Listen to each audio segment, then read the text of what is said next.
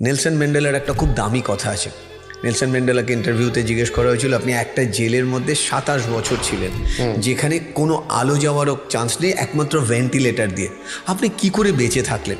Nelson ম্যান্ডেলার উত্তর ছিল, আমার শরীরটাকে ওরা বেঁধে রেখেছিল, রোজ ভেন্টিলেটর দিয়ে আমার মন সারা সাউথ আফ্রিকায় ঘুরে বেড়াতো।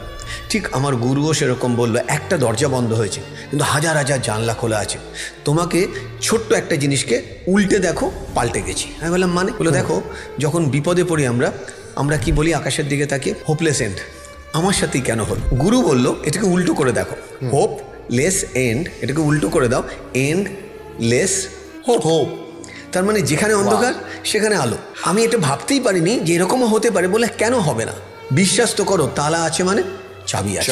তুমি খুঁজে পাচ্ছ না, টাইম লাগবে, বাট হবে। এই যে হওয়া শুরু হলো, উনি বললেন দেখো তুমি পড়াশোনা শুরু করো। ইন্ডিয়া টিমে আজ থেকে 10 বছর বাদে সাইকোলজিস্ট লাগবে, মেন্টাল টাফনেস কোচ লাগবে, যেটা আজকের ডেটে এখনও ইন্ডিয়া টিম বুঝতে পারছে না। স্পোর্টস সায়েন্সে এখনও ইন্ডিয়া উইক। আর আমি তোমাকে বলছি, মানে আমি রিসার্চ করে বলছি। So law of attraction is all about how you feel, how you thought, how you believe, as well as how you take action for that.